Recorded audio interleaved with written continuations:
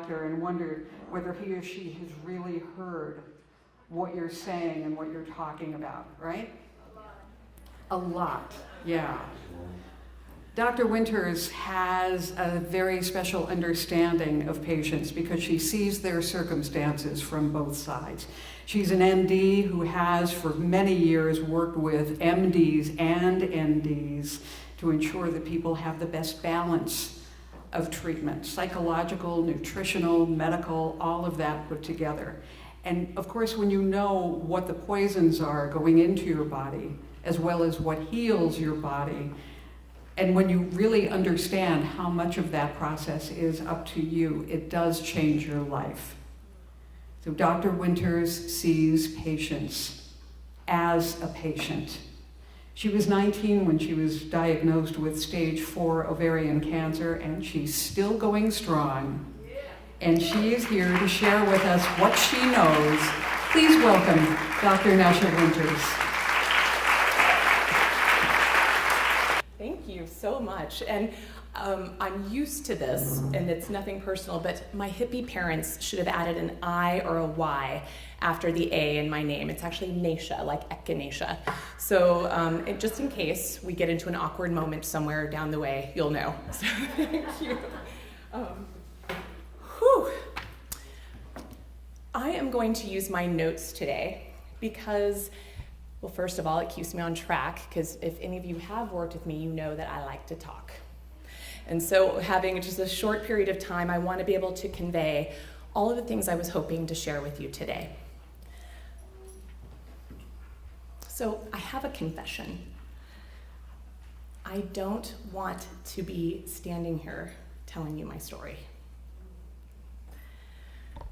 My thoughts nearly became reality yesterday as I faced 2 canceled flights and mechanical issues that nearly cost me a missed connection. Jan and I were scrambling a bit in the afternoon yesterday, brainstorming ways that I could be live streamed in. Actually, exactly. Just had a moment when the mic went down that maybe we weren't through the weeds just yet.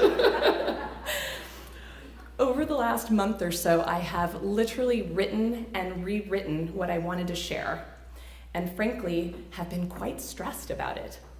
So thank you for the folks starting us off with some deep, soulful, grounding energy, because I am anything but grounded after my crazy escapade of getting here yesterday. I am far more comfortable being with someone else's story.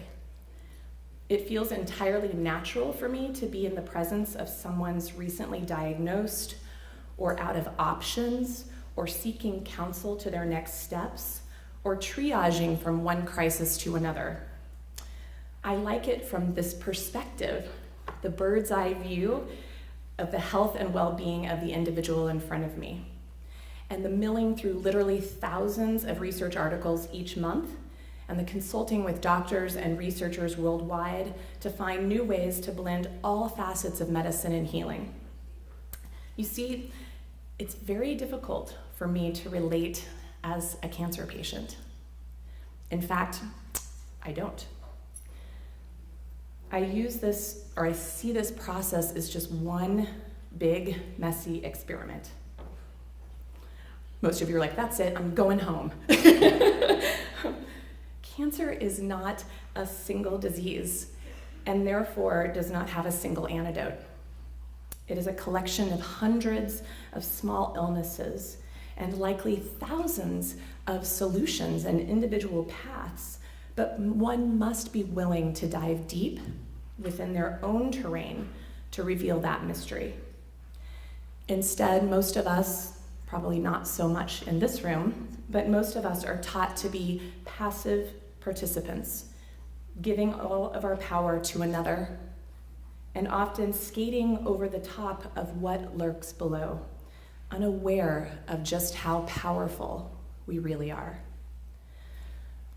My mom tells the story that when I was in 5th grade, I told her that I wanted to be Elizabeth Kubler-Ross. And I'm glad that a few of you know who this is, but if you don't, this was the woman who was a psychiatrist who pioneered the death and dying movement and theorized the 5 stages of grief and loss. My mom was a little bit worried.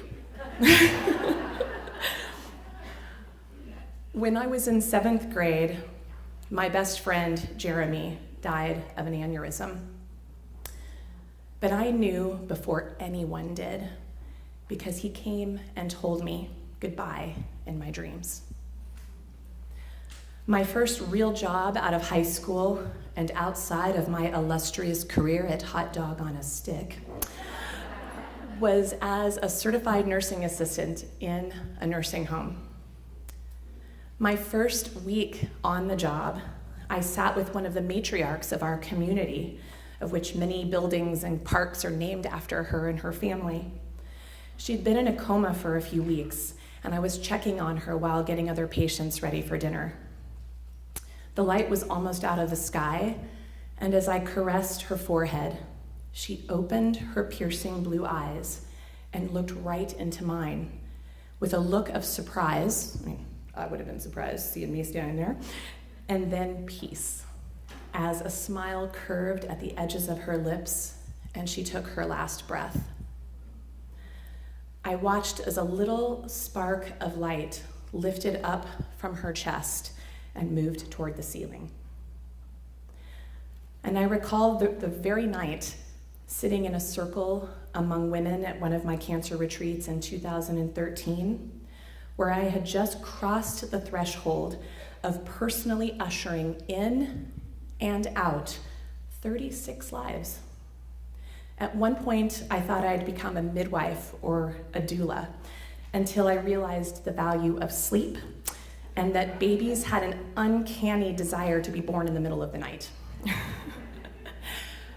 It was also the day before this retreat that I was with a patient, rocking her in my arms like a baby as she took her last breath.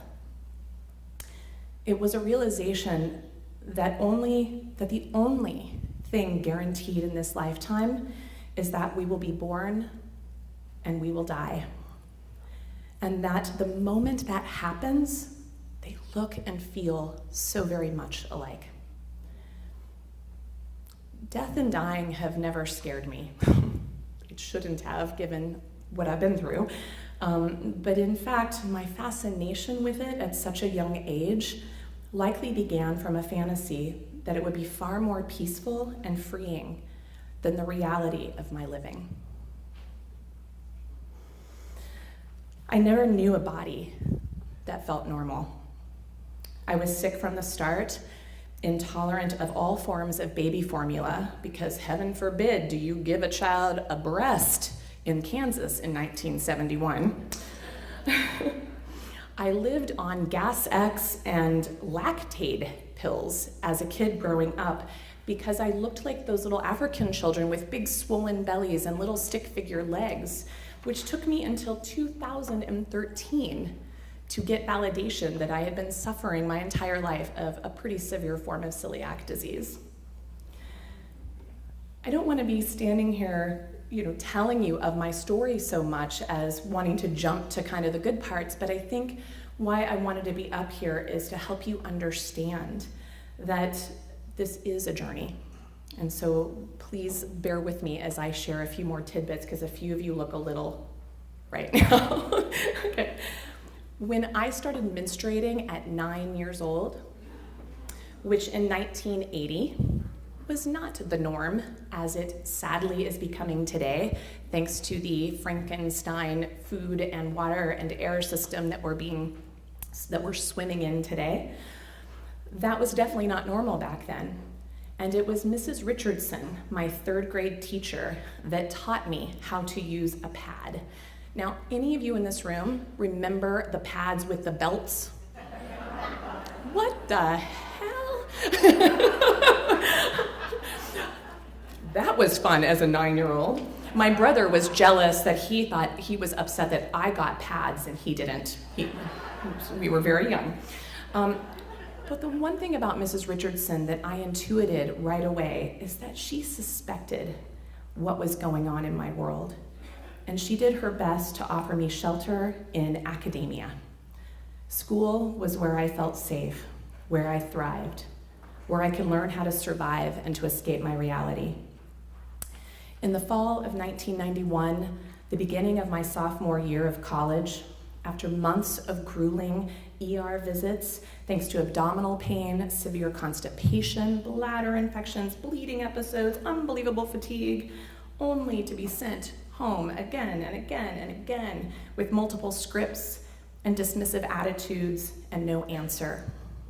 When finally, a visiting ER doctor, one I'd never seen before, stepped onto my path. Perhaps I reminded him of his own 19-year-old daughter that prompted him to make a different approach that day, finally ordering proper labs and imaging. It was with extreme emotion and heavy heart that he shared the news. I believe you have end-stage cancer and there is no cure for you. Let's just take a little moment and define cure. Webster's dictionary gives you sort of 3 sound bites. Number 1, cure means to relieve a person of symptoms related to a disease or condition. Number 2, a method to preserve meat and food. And number 3, a complete and permanent solution or remedy. Over the next 27 years, and hundreds of life chapters later, following my stage 4 ovarian cancer diagnosis that was inoperable and untreatable thanks to my end organ failure, severe ascites, and extreme cachexia, I was given a mission, and I chose to take it. And I chose to explore nonstop for decades how to be cured. The same place that offered me solace in the 1980s, this old noggin right here, my intellect, intensified as my safe haven again in the 1990s. My nose buried deep in textbooks, fetal pig dissections, which, by the way, is where I met my husband. It's a very romantic story. And stumbling across the work of a doctor named Robert Ader, A-D-E-R, from the 1970s, who was considered the father of psychoneuroimmunology. All became my life raft. The more I studied, the more I learned, and the more I learned, the more I was able to kick the proverbial can down the road at least a few more feet until the next insight appeared. Suddenly met with my own mortality, a seemingly seductive escape in the past, was just the shock I needed to really live.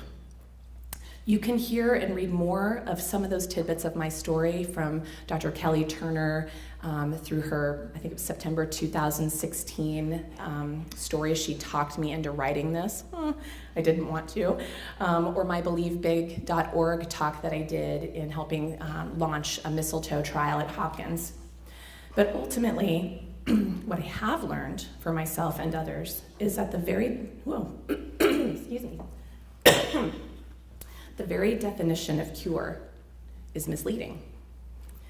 Though I certainly relieved the symptoms of my condition and have helped thousands of others do the same, and in many ways I have found a method to cure the meat that is me, frankly preserving life to a point of maintenance and treating this process like a chronic illness, I have learned that with careful testing, assessing, and addressing, one can lead a thriving life with cancer. But more importantly, the one thing that is not guaranteed anywhere, in any modality, despite what Webster's dictionary defines, is a complete and permanent solution. This is a process, not an event. It is an adventure, and a non-linear one at that, covering hills and valleys and unbelievable mountain peaks and the deepest caverns. It took me from 1991 until 1994 to stabilize the free fall of my dying body. There was no Dr. Google, okay? There was not even internet. Just me and the Dewey Decimal System, and a lot of outdated textbooks, one of which led me to stumble across the work of Nobel Prize-winning work of Otto Warburg of the metabolic theories of cancer, which has informed my every move for the past 27 years. These first few years also required a lot of lifestyle changes, some emotional work. I stumbled upon things like EMDR, rapid eye movement therapy, amazing trauma release process. Changed my major from biology and chemistry to a self-constructed major of psychoneuroimmunology with a psychology and biology minor. Did a 2-year family fast. That was a big one. I had been a vegetarian, and I will qualify what that meant, right? So for 3 years prior to my diagnosis, I was a vegetarian in Wichita, Kansas. My grandma told me that God put cows on the earth for a reason, and I was defying him by not eating them. There were no farmers markets or health food stores. In fact, the first farmers market started in the farm town I spent my summers in just 2 years ago. Amazing. When I told folks I was vegetarian in Kansas, they would offer me chicken. I thought McDonald's French fries, Taco Bell bean burritos, cheese sticks and lemonade from my blessed hot dog on a stick work, which I ate almost daily from the age of 13 to 18, fit the bill. And my idea of vegetables were iceberg lettuce, Vlasic pickles, Velveeta cheese, bread, pasta, with bread and more pasta. And until I started dating my husband in college, I thought vegetables were canned corn, usually canned green corn, green beans, and tomatoes, of which none of those are a vegetable, okay? Some of you are looking a little surprised by that, but it's true. But ultimately, my husband started sneaking red bell peppers and broccoli into my boxed mac and cheese. Blasphemy. I quit one of my many jobs. I stopped working grave shifts, which I had been doing for over a year at the time of my diagnosis. Being the first person in my family to even go to college and coming from extreme poverty, I had to work a lot as well as take out many loans. And I'm here to tell you, it's probably a bad idea because I honestly didn't think I'd be alive long enough to pay them back. Foiled. I sold my car, most of my belongings, and set out for a 7-month backpacking trip through Europe, the Middle East, and Northern Africa as a bucket list adventure on my own. The first 3 weeks I was abroad, my car had not sold yet, and I had $24 in my pocket when I arrived. Who knew that it would be the most profoundly healing and empowering time of my life? At 25 years old, I started naturopathic school. None of my college professors wanted to write me a letter of recommendation, as they said I was wasting my skills to go to that quacky school. But none of them knew my journey. I kept, for the most part, my process very private, to the point where not even my professors knew. They just thought I was a slacker when I was actually in the ER on a pretty regular basis and not showing up for my exams. The only one willing to go out for bat for me happened to be my organic chemistry professor, a course that I literally cried all the way through and eked by with a C+, my worst grade ever. But flash forward to 2004, when I would serve as his wife's integrative oncologist.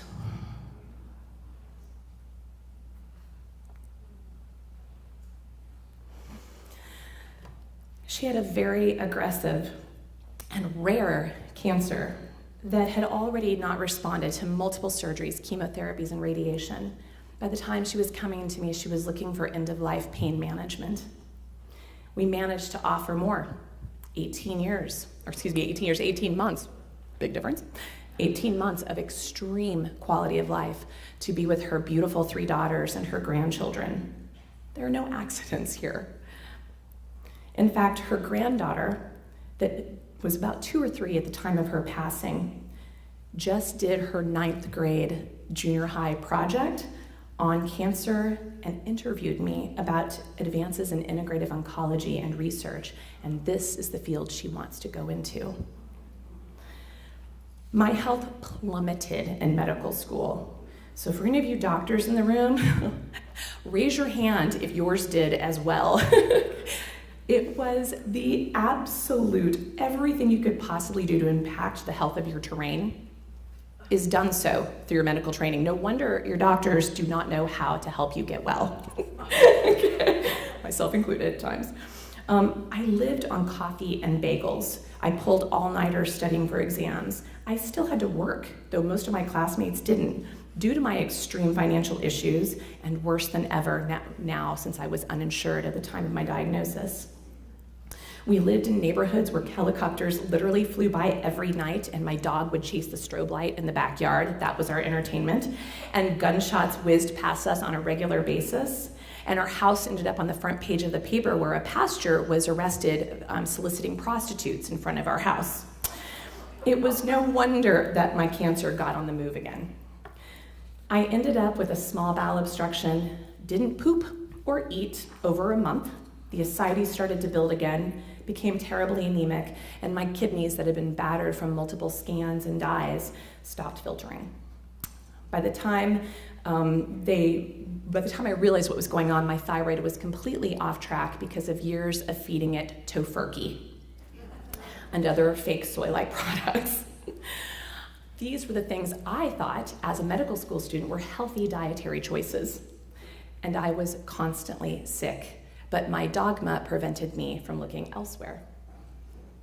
I kept myself patched together with IV therapies, fasting, acupuncture, herbal therapies, and took yet another adventure, thinking it would be my last, with my then boyfriend and now husband on a tandem bicycle for 10 days, camping and biking and covering 75 to 100 miles a day, transcending 10 to 12,000 foot mountain passes. It was another bucket list moment of transformation in my body and being. It was also, I can't believe I'm getting emotional, was when I got engaged. I was never going to marry him because I didn't want to die and leave him. So I somehow thought if I didn't marry him, that I might live longer. Some really good thought processes in there. Basically, another explosion came to my body in 2003, shortly after my medical boards, an incredibly toxic time in my academic institution, everyone at their wits' end, stress of what's next after school, that led me to spend 4 months in India, living and studying and seeking care with a 5-generation Ayurvedic family with some unbelievable stillness and spiritual epiphanies.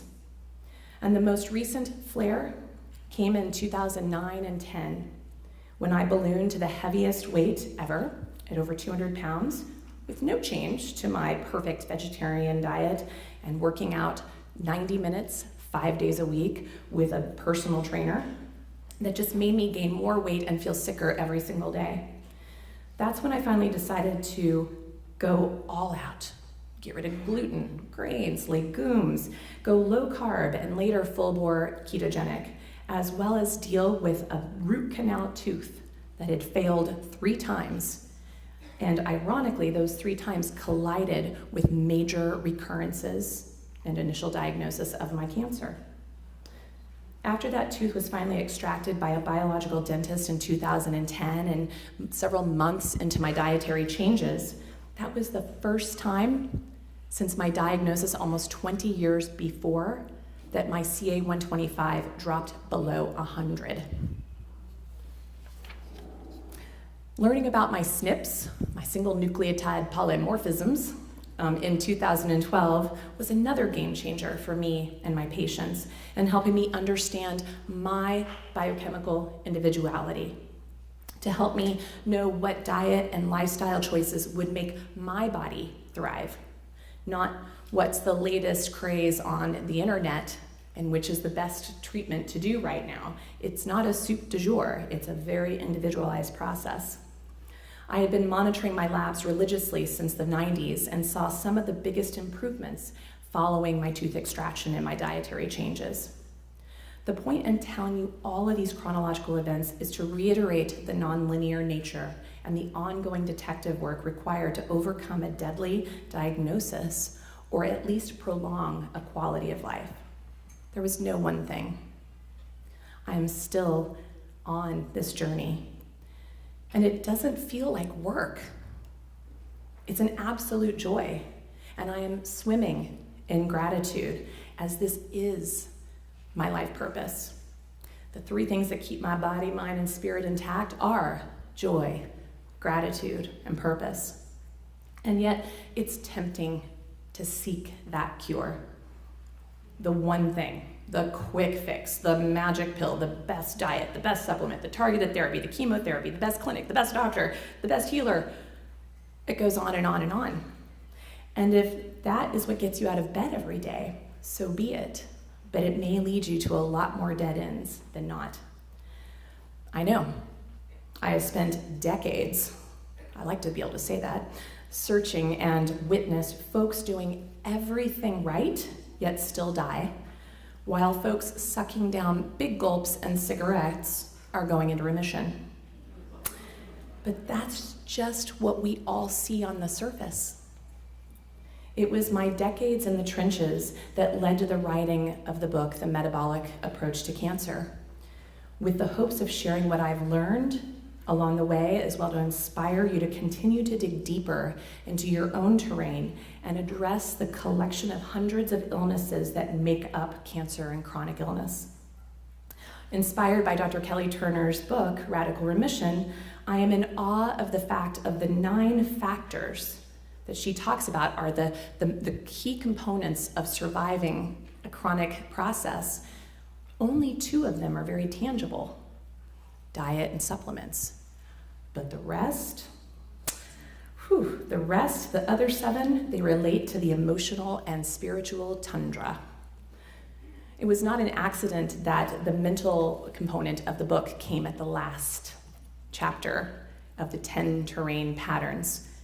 Because had I jumped right in that with my patients, or even with myself in the beginning of this journey, I wouldn't have stuck around. That was far too scary. In many cases, the last chapter of our lives is being up against that mind, body, and spirit piece. I have watched folks choose to leave this planet versus their toxic partner, or continue smoking to suppress the grief versus talking about it. I know that place well. I had that out and chose a very different way. It was not the easy path, never has been, never will be. And one of the biggest roadblocks in my healing and that of the folks that I work with is the fear of dying or seeing death as a failure. Nowhere was this more described than by Dr. David Servan Schreiber, the MD, PhD, who wrote the book Anti-Cancer. He wrote a book that was not published until after his death, a death that shocked us all. He somehow thought that surviving terminal brain cancer that had recurred multiple times for over 17 years would somehow be seen as a failure and dismantle his life's work. Once his cancer returned in the end and eventually took his life, which he kept a secret, his book, Not the Last Goodbye, was published and details his vulnerable journey. And I get where he's coming from. Likely, if I died tomorrow, 27 years out from my 3 to 6 month expiration date, some naysayer among us would say, "See, that didn't work." 2 weeks ago, I had a very different presentation in mind. I know this one may be a little bit macabre, and I'm glad that I get to be the Debbie Downer first, to be followed with all the really joyful pieces coming in the rest of today. We won't talk about cat leukemia. But life happens and changes our course from time to time. I was driving to Albuquerque, New Mexico to be an honored guest at an ovarian cancer gathering at Kirtland Air Force Base. a warriors versus warriors event. I was singing at the top of my lungs to some Macy Gray, had the windows down. It was a perfect blue, vast New Mexico sky. I was totally content and in the moment. I wasn't contemplating a thing. And for me, in my brain, that's a miracle in and of itself. A slower car in the right lane prompted a bunch of us to move around her, when all of a sudden the truck right in front of me swerved, giving no notice, no brake lights, nothing, leaving me just a moment to realize there was another truck at a dead stop in the left lane on the highway. Look right through my sunroof, I make eye contact with a semi-driver, who frankly, I'm pretty sure needed a lot of toilet paper after that experience. To my left was a 6-inch median to stream of oncoming highway traffic. The only thing I could do was slam on my brakes and pray that the motorcyclist that I saw right on my tail in my rearview mirror had time to react.